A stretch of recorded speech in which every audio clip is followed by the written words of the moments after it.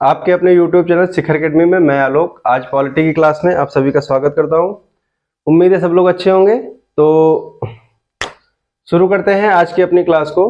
तो पिछली क्लास में हमने जो सरकार का मंत्रिमंडल, मंत्रिपरिषद या फिर कैबिनेट मंत्री, ये सब जो होते हैं, सुपर कैबिनेट, किचन कैबिनेट, इन सब चीज़ों के बारे में अच्छे से देख लिया था।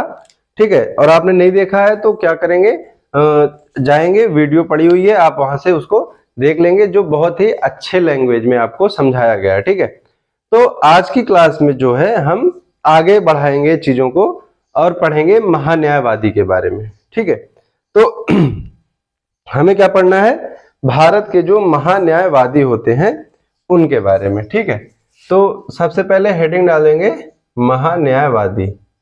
ठीक, महान्यायवादी। ठीक है, इनको क्या बोला जाता है इंग्लिश में, इनको बोला जाता है अटॉर्नी जनरल। ठीक है, क्या बोला जाता है इनको, अटॉर्नी जनरल। ठीक है, तो ये क्या होते हैं, जैसे सरकार है, ठीक है, तो केंद्र सरकार है। अब केंद्र सरकार के पास बहुत सारे कानूनी मुद्दे होते हैं। ठीक है, और कानूनी मुद्दों में कुछ ऐसे होते हैं जिसमें उसको कोर्ट में क्या है, केस लड़ना पड़ता है। ठीक, तो अगर सरकार कोर्ट में केस लड़ रही है तो उसको भी वकील की जरूरत पड़ती है। ठीक, तो सरकार की तरफ से जो केस लड़ेगा वही होता है अटॉर्नी जनरल या फिर महान्यायवादी। ठीक है, ये क्या होते हैं, ये सरकार के वकील होते हैं एक तरह से। ठीक है, एक तरह से कहा जाए तो ये सरकार का केस लड़ते हैं। ठीक है, सरकार के अगर खिलाफ कोई मुकदमा है या फिर सरकार कोई मुकदमा कर रही है किसी पे, तो ये सरकार की तरफ से सरकार का पक्ष रखते हैं। ठीक, तो इनकी जो चर्चा है, ठीक है, महान्यायवादी की, इनकी चर्चा की गई अनुच्छेद 76 में। ठीक है, इसमें अनुच्छेद 76 में, इसमें क्या किया गया, महान्यायवादी के पद की चर्चा।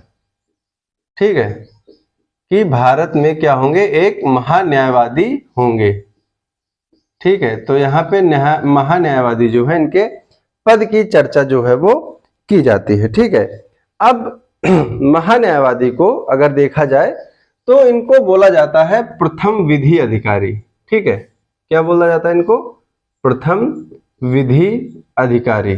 ठीक है, विधि अधिकारी का मतलब कि ये जो कानूनी अधिकारी होते हैं। ठीक है, जैसे राष्ट्रपति क्या होता है, पहला नागरिक होता है। ठीक, तो उसी तरह इनको बोला जाता है प्रथम विधि अधिकारी। ठीक है, अब जैसे सरकार है, ठीक, अब सरकार को किसी काम के लिए, ठीक है, किसी जैसे कोई विवाद है तो उसके लिए उसको कानूनी सलाह की जरूरत है या फिर वकील की जरूरत है, तो वो सबसे पहले कहाँ जाएगी, वो सबसे पहले जाती है महान्यायवादी के पास। ठीक है, तो महान्यायवादी क्या करते हैं, सरकार की तरफ से उस पक्ष को रखते हैं कोर्ट में। ठीक है, न्यायालय में। ठीक, तो ये या फिर इनको बोला जाता है सरकार का वकील।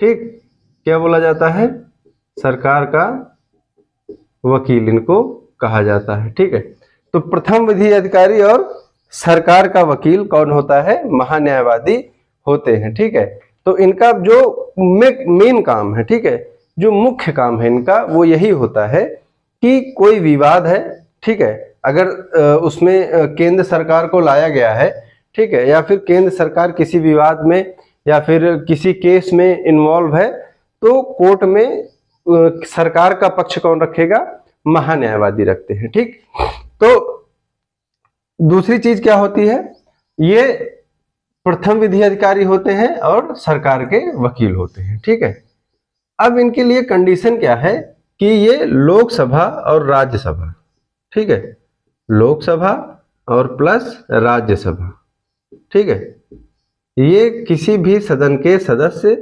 नहीं होते हैं। ठीक है, ये ना तो लोकसभा के सदस्य होंगे ना ही राज्यसभा के सदस्य होंगे।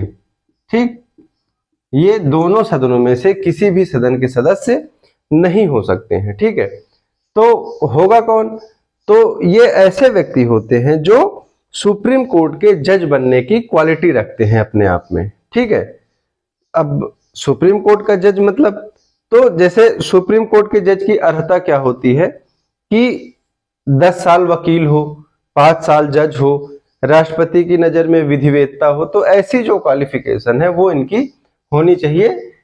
तो इसलिए ये लोकसभा और एज वेल एज राज्यसभा दोनों सदन में से किसी भी सदन के सदस्य नहीं होते हैं, ठीक है। लेकिन एक कंडीशन यहाँ पे आती है कि ये लोकसभा और राज्यसभा, ठीक है, दोनों की बैठक में भाग ले सकते हैं, ठीक है, दोनों की बैठक में भाग ले सकते हैं। और यहाँ पे जो चर्चा पर चर्चा होती है, ठीक है, किसी चीज पे बहस होती है, विवाद होता है, तो उसको ये क्या करेंगे, बैठकर सुन सकते हैं, ठीक है।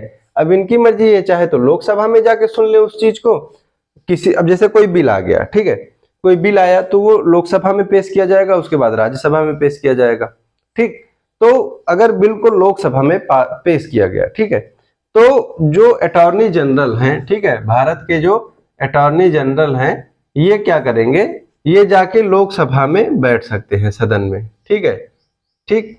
और लोकसभा में बैठकर क्या करेंगे कि उस बिल पर जो चर्चाएं हो रही हैं लोकसभा में, ठीक है, जो बहस की जा रही है संसद के द्वारा, उसको ये पूरा सुन सकते हैं, देख सकते हैं, सब कुछ कर सकते हैं, ठीक है। बस ये एक चीज नहीं कर सकते हैं, वो क्या है, ये उस बिल पर मतदान नहीं कर सकते, ठीक है। जो बिल पेश किया जाएगा उस पर ये मतदान नहीं कर सकते हैं, मतदान, इनको मतदान करने का अधिकार नहीं है, ठीक है। तो मतदान करने का अधिकार क्यों नहीं है, अगर बैठ सकते हैं लोकसभा में, तो लोकसभा में मतदान क्यों नहीं कर सकते, ठीक है। तो यहाँ पे आपको पीछे भी बताया गया है कि लोकसभा में मतदान वही करेगा, लोकसभा में मतदान कौन करेगा, तो जो यहाँ का सदस्य होगा, ठीक है, यहाँ का क्या होगा, वो सदस्य होगा, ठीक है। इसी तरह राज्यसभा में मतदान कौन करेगा, तो जो राज्यसभा का सदस्य होगा। तो जो महान्यायवादी होते हैं, ये ना तो लोकसभा के सदस्य हैं और ना ही राज्यसभा के सदस्य हैं, ये तो अलग से एक पद है जिसपे राष्ट्रपति ने इनको बिठाया है, ठीक है। तो ये सरकारी वकील के तौर पर यहाँ पे सिर्फ क्या कर सकते हैं, बैठकों में भाग ले सकते हैं सदन की, ठीक है, राज्यसभा और लोकसभा की बैठकों में भाग ले सकते हैं, दोनों की बैठक में, ठीक है, लेकिन मतदान नहीं कर सकते हैं, ठीक। तो ये पॉइंट आपको क्लियर हो गया होगा, ठीक है। फिर दूसरी चीज क्या होती है, इनकी जो नियुक्ति होती है, ठीक है, क्या चीज होती है, इनकी नियुक्ति जो होती है, ठीक, इनकी नियुक्ति कौन करेगा, तो इनकी नियुक्ति जो है वो भारत के जो राष्ट्रपति होते हैं ना, वो करते हैं, ठीक। तो राष्ट्रपति जो होंगे वो इनकी नियुक्ति करेंगे, ठीक है। और दूसरी चीज क्या होती है, नियुक्ति किसके द्वारा की जाएगी, राष्ट्रपति के, ठीक, राष्ट्रपति के द्वारा की जाएगी। और इनका जो कार्यकाल है, ठीक है, तो राष्ट्रपति के द्वारा अगर नियुक्ति की गई है तो इनको हटाएंगे भी राष्ट्रपति ही। तो अगर हम इनका कार्यकाल देखते हैं, ठीक है, क्या चीज, कार्यकाल, ठीक। तो कार्यकाल अगर आप देखें तो देखिए क्या होता है, या तो 5 साल या तो 6 साल, और दूसरी चीज क्या होती है, 62 साल या 65 साल, ठीक है। लेकिन इनके केस में, महान्यायवादी के केस में ऐसी चीजें नहीं होती हैं, ठीक है। इनका जो कार्यकाल होता है ये अनिश्चित होता है, ठीक है, मतलब निर्धारित नहीं है कि कितने टाइम के लिए ये होंगे, ठीक, निर्धारित नहीं, ठीक है। ये होते हैं राष्ट्रपति के प्रसाद पर्यंत, ठीक, राष्ट्रपति के प्रसाद पर्यंत, ठीक है। अब राष्ट्रपति के प्रसाद पर्यंत का मतलब क्या हो गया, देखिए राष्ट्रपति के प्रसाद पर्यंत का मतलब है कि आप अगर, जैसे आप किसी पे डिपेंड है, ठीक है, तो आप किसी पे अगर डिपेंड है तो आप उसके प्रसाद पर्यंत है, ठीक है। अगर आप किसी के यहाँ रह रहे हैं, ठीक है, तो जैसे क्या हुआ, आप किसी वजह से भाग गए घर से, ठीक है, तो उसके बाद गए किसी के यहाँ, तो वो आपको रहने के लिए जगह दे दिया, तो आप उसके प्रसाद पर्यंत है। अब जब तक उसकी इच्छा है तब तक तो आप रहेंगे, उसका जिस दिन मन हो गया कि हटो तो हटा देगा, ठीक ना। तो उसी तरह जो महान्यायवादी होते हैं ये राष्ट्रपति के प्रसाद पर्यंत काम करते हैं। तो एक तरह से प्रसाद पर्यंत का मतलब हो गया कि जैसे कहते नहीं है कि उनके रहमो करम पर जिंदा है, ठीक है। तो महान्यायवादी जो है, महान्यायवादी राष्ट्रपति के रहमो करम पर जिंदा रहता है, ठीक है। जिंदा रहता है का मतलब क्या है कि अपने पद पर रहता है, ठीक। जब तक राष्ट्रपति की कृपा दृष्टि बनी हुई है तब तक वो पद पर हैं। सॉरी, जिस दिन राष्ट्रपति का माथा ठनका महान्यायवादी हटे, ठीक। तो ये क्या होता है, राष्ट्रपति के प्रसाद पर्यंत अपना कार्यभार संभाले रहते हैं, ठीक है। तो ये हो जाता है इनके कार्यकाल के बारे में, ठीक। अब इसके बाद जो चीजें आती हैं, ठीक है, तो ये क्या होते हैं, इनकी अगर योग्यता देखी जाए, ठीक है, क्या देखी जाए इनकी योग्यता, तो योग्यता जो इनकी होती है ये सुप्रीम कोर्ट के जो जज होते हैं, ठीक है, जज के समान, ठीक, ठीक है। अब सुप्रीम कोर्ट के जज के समान का मतलब क्या हो जाता है कि ये 10 वर्ष क्या हो, 10 वर्ष कम से कम, ठीक, 10 वर्ष कम से कम वकालत किए हो, ठीक है, या फिर 5 वर्ष क्या होता है कहीं पे ये जज का काम किए हो, या फिर जो राष्ट्रपति हैं, ठीक है, राष्ट्रपति के नजर में ये क्या होने चाहिए, विधिवेत्ता। विधिवेत्ता का मतलब क्या होता है कि जो कानून है, कानून के एक अच्छे जानकार होने चाहिए, ठीक है, मतलब लॉ के अच्छे स्कॉलर हो तो उनको यहाँ पे चांस मिल सकता है किसका, महान्यायवादी बनने का, ठीक है।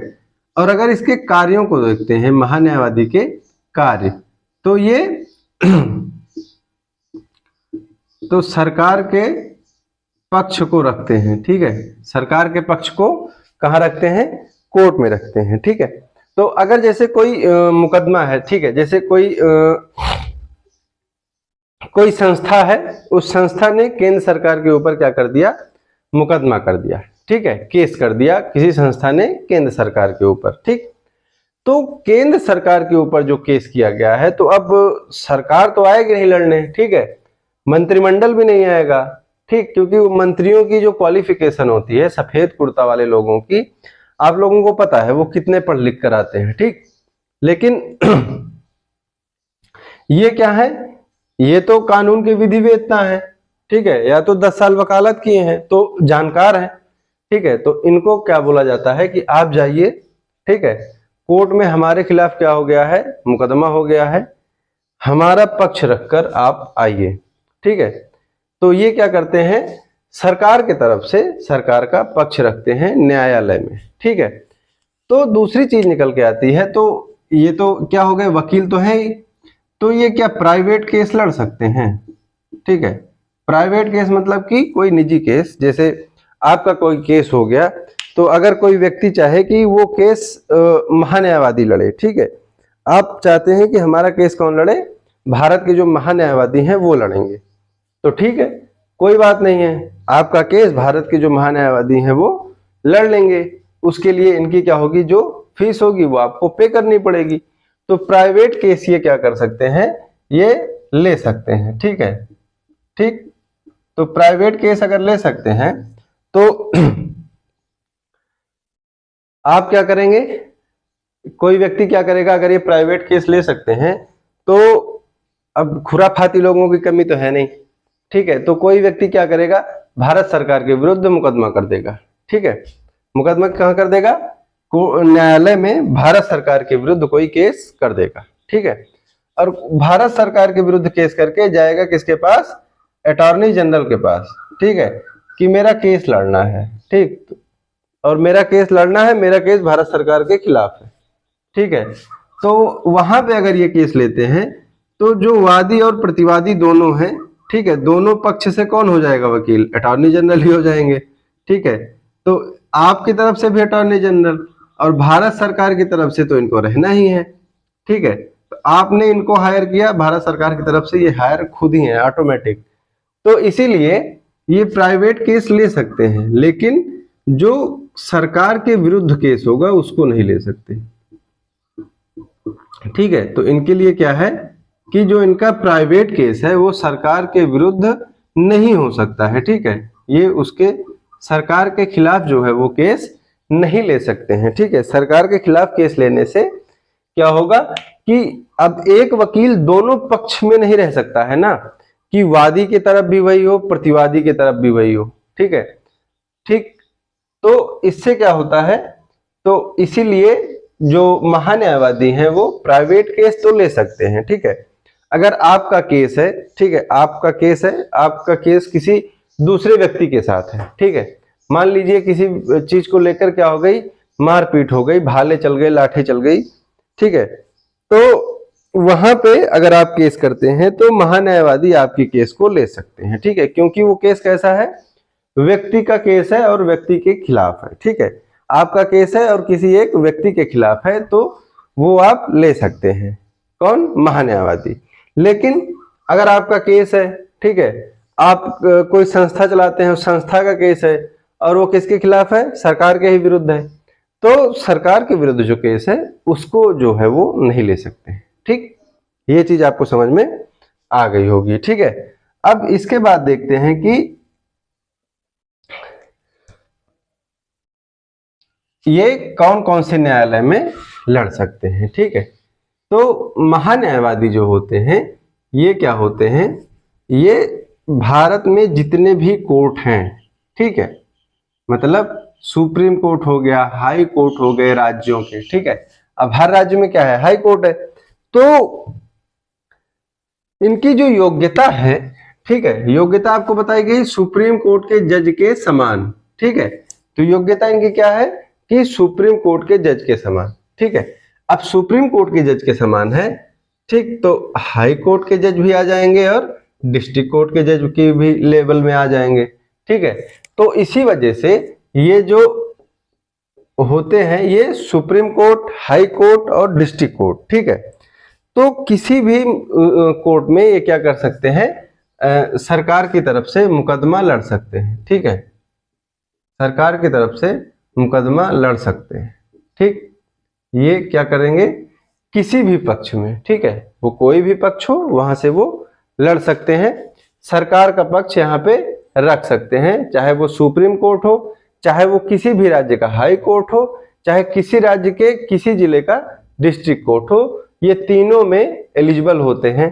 ठीक है, और दूसरी चीज क्या है, ठीक है, लड़ तो ये सकते ही हैं। ठीक, दूसरी चीज क्या होती है कि ये supreme court, high court, district court, इन तीनों में जो सुनवाई हो रही होती है, ठीक है, मान लीजिए कोई केस है, ठीक, अब कोई केस है वो भारत सरकार के खिलाफ नहीं है, ठीक है, लेकिन जैसे लोकहित का केस है कोई, ठीक, जैसे आजकल ये जो रेप और मर्डर जैसी चीजें हैं, जैसे रेप के उसमें कोई एक केस चल रहा है, ठीक है, तो वहां पे चीजें क्या चल रही हैं, किस तरह से जा रही हैं, उसको देखने के लिए ये अगर किसी भी कोर्ट में सुनवाई हो रही है तो वहां पर ये बैठ सकते हैं।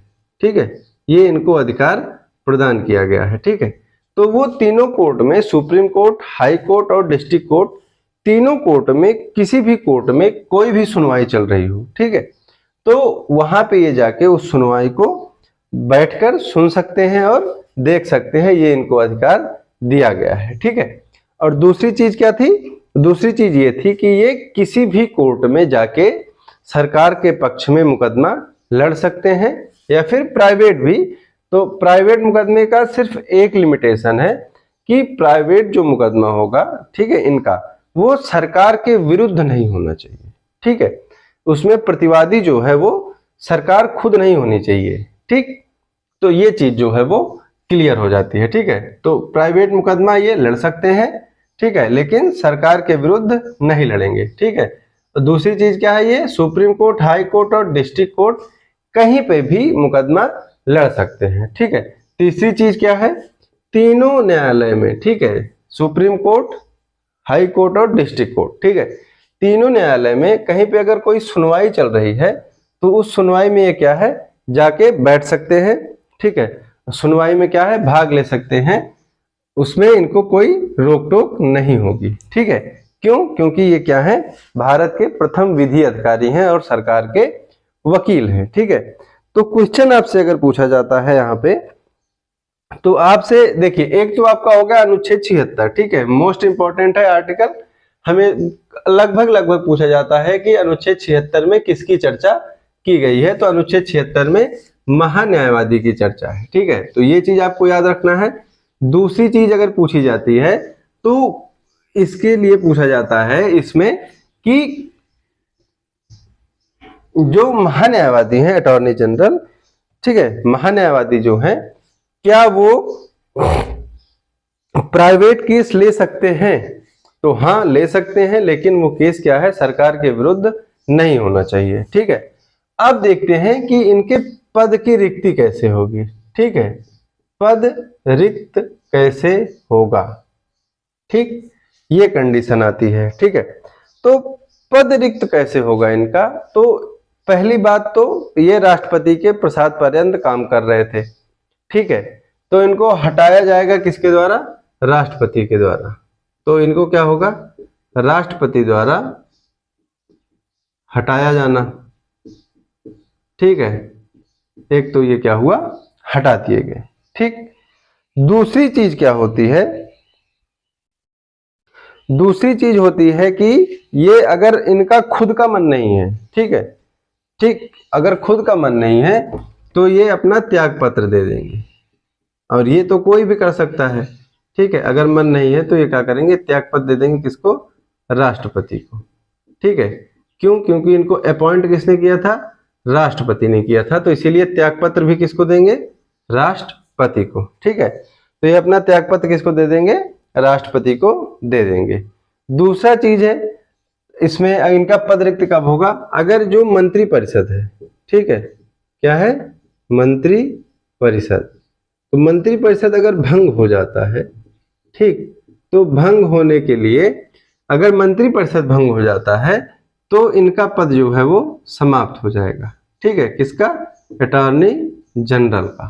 ठीक है, तो इनको क्या किया जाएगा, अपने पद से हटा दिया जाएगा। ठीक है, तो ये जो चीजें हैं वो आ जाती हैं महान्यायवादी के बारे में। ठीक है, तो महान्यायवादी का पद कैसे रिक्त हो सकता है, तो पहला केस क्या है कि राष्ट्रपति जो है इनको अपने पद से हटा सकते हैं। ठीक है, दूसरा केस क्या है, दूसरा केस है राष्ट्रपति को ये त्याग पत्र दे सकते हैं, और तीसरी कंडीशन क्या है, मंत्री परिषद अगर भंग हो जाता है, ठीक है, मंत्री परिषद अगर भंग हो जाता है तो ये स्वतः क्या है, अपने पद से हट जाएंगे। ठीक है, अब इसके बाद अगर देखते हैं तो इनके कार्य क्षेत्र के बारे में देखते हैं। ठीक है, इनका कार्य क्षेत्र क्या है, ठीक है, मतलब ये कहाँ कहाँ पे काम कर सकते हैं।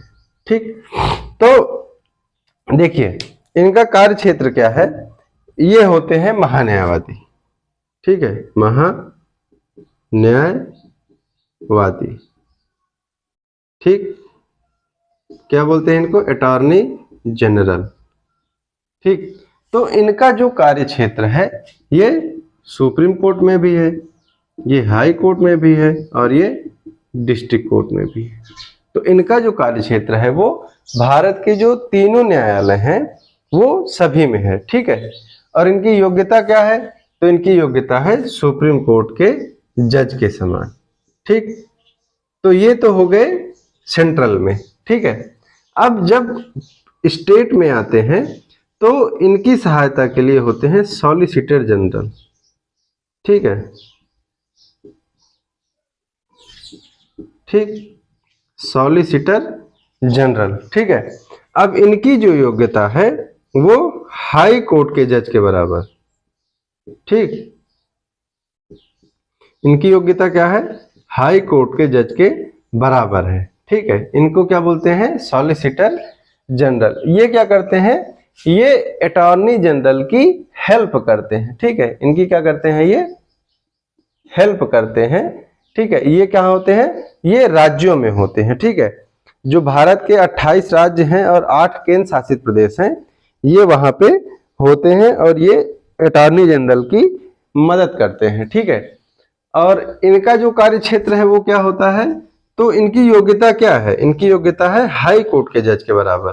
ठीक है, और ये कहाँ होते हैं? राज्यों में। और राज्यों में क्या होता है? हाई कोर्ट होता है और डिस्ट्रिक्ट कोर्ट होता है। ठीक है, तो इनका जो कार्य क्षेत्र है वो हाई कोर्ट और डिस्ट्रिक्ट कोर्ट हो जाता है। ठीक, फिर इसके बाद आ जाते हैं एडिशनल सॉलिसिटर जनरल। ठीक, एडिशनल सॉलिसिटर जनरल, ये किसकी हेल्प करते हैं? सॉलिसिटर जनरल की। ठीक है, ये हेल्प करेंगे सॉलिसिटर जनरल की, और इनकी जो योग्यता होती है ये डिस्ट्रिक्ट कोर्ट के जज के समान होती है। ठीक है, एक डिस्ट्रिक्ट कोर्ट के जज की जो योग्यता होनी चाहिए वो किसकी होती है? एडिशनल सॉलिसिटर जनरल की। ठीक, तो ये चीज आपको समझ में आ गई होगी। अब इनका जो कार्य क्षेत्र है, ठीक है, इनका जो कार्य क्षेत्र है वो कहाँ होता है? जिले में डिस्ट्रिक्ट कोर्ट के लेवल पे।